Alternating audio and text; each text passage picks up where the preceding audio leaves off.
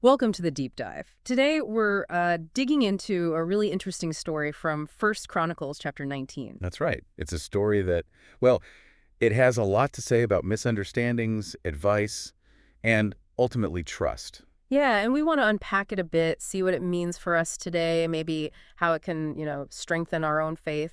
It all kicks off after King Ahasuerus dies. David wants to show some kindness to Nahash's son, Hanun. Remember, David had a decent history with Nahash. Right, so a gesture of goodwill. David sends messengers to offer condolences. Seems pretty straightforward. You'd think so, but it's where things start to go wrong, almost immediately. Okay, so what happens? This is where the misunderstanding comes in. Exactly. Hanun's advisors, the Ammonite princes, they get in his ear. They basically plant this seed of doubt. Saying what? That David's faking it. Pretty much. They ask Hanun something like, do you really think David is honoring your father by sending comforters? Aren't these guys actually spies? Spies. Wow. Yeah, spies sent to search and to overthrow and to spy out the land.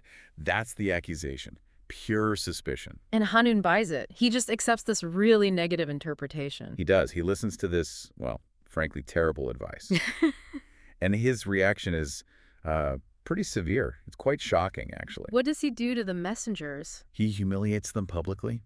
The text is specific. Hmm. He shaved them and cut off their garments in the midst hard by their buttocks and sent them away. Oof. Okay, that's bad. In Uh, that culture, shaving the beard, that was a massive insult, wasn't The it? huge one. Beards signified honor, masculinity, status. And the robes being cut like that, it's maximum disgrace.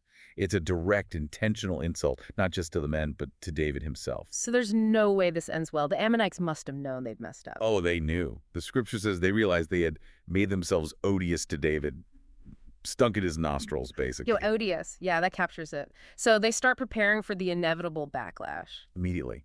They don't apologize. They double down. They hire mercenaries, a lot of them. Mercenaries from where? Chariots and horsemen from Mesopotamia, from Syria Macha, Zobah. We're talking like 32,000 chariots, plus troops from Macha.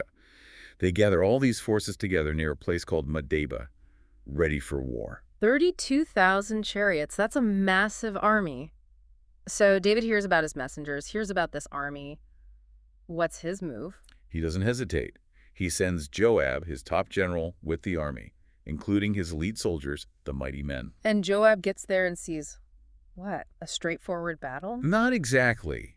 It's a bit tricky strategically. He's got the main Ammonite force in front of him near their city gate, but these hired Syrian troops are positioned behind him, or at least in the field. So he's potentially caught between two forces, a classic pincer move waiting to happen. All right, it's a tough spot for any commander, but Yeah. Joab is pretty sharp. How does he handle it? He divides his own forces. He personally takes command of the elite troops to face the Syrians because they seem like the bigger immediate threat. Okay. And the rest? He puts them under his brother Abishai's command, facing the Ammonites. He gives Abishai instructions. If the Syrians are too strong for me, you come help me. If the Ammonites are too strong for you, I'll come help you. Smart. Mutual support. And he says something pretty powerful to his troops before they engage, doesn't he? He does. It's a really famous line. He says, "Be of good courage, and let us behave ourselves valiantly for our people and for the cities of our God.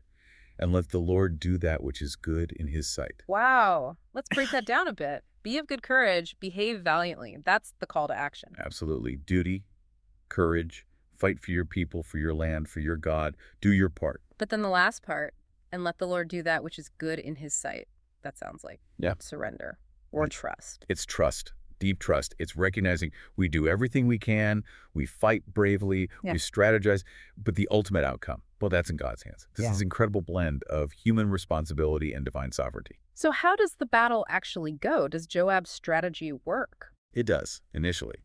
Joab advances against the Syrians and they break and run. They flee before him. Okay, so the hired guns retreat. What about the Ammonites facing Abishai? When they see the Syrians running, they lose their nerve too. They retreat back into their city for safety. So round one goes to Israel. But it's not over, is it? I feel like there's another shoe about to drop. You're right. The Syrians, maybe feeling humiliated or perhaps obligated to their contract, they regroup. And this time, they don't just rely on the forces nearby, they send word across the Euphrates River. Bringing in reinforcements from further afield? Big time. They bring in fresh Syrian troops from beyond the river under a commander named Shofak, who served Hadarezer, a major Syrian king. This is a serious escalation. So this time, does David send Joab again? No, this time David decides he needs to lead the army himself. He gathers all of Israel, crosses the Jordan River, and marches out to confront this new, larger Syrian force. David himself leading the charge. How does that battle turn out? It's a decisive Israelite victory, absolutely decisive. The text mentions huge Syrian losses. Like what kind of numbers? It says David killed 7,000 men which fought in chariots and 40,000 footmen. Plus, their commander, Shofak, is killed in the battle. 7,000 charioteers and 40,000 foot soldiers. That's a staggering defeat for the Syrians? It completely breaks their will to fight. After this, the Syrian kings who are allied with Hadarezer see the writing on the wall. What do? They make peace with David. They essentially become his vassals, his subjects. And critically, it says they would not help the children of Ammon anymore. So the Ammonites are left isolated. Their gamble on mercenaries failed spectacularly. Utterly. All stemming from that initial bad advice and the resulting insult. Okay, so let's step back from the swords and chariots for a moment. What are the big takeaways here for us listening today? What's the wisdom in this old story? Well, several things jump out, I think. First, obviously, is the danger of misunderstanding. How quickly suspicion poisoned that initial gesture from David. Right, it makes you think, doesn't it? How often do we assume the worst about someone's intentions? In emails, texts, work situations. Exactly. It's a reminder to maybe seek clarity, give the benefit of the doubt sometimes before, reacting negatively. Clear communication is key. And then there's the bad advice Hanan received. That seems pretty central. Crucial. Uh-huh. Who you listen to matters. Choosing advisors, friends, mentors. We need people who offer wisdom, not just fuel our fears or paranoia. Consider the source, right? Definitely. And the whole humiliation aspect, the beards, the robes, it highlights something else too. The importance of honor and dignity. Respect. Treating people decently, even adversaries perhaps. It matters for trust, for credibility. That feels timeless. It really does. Then you got Joab.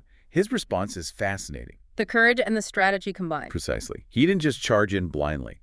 He assessed the situation, came up with a plan, divided his forces.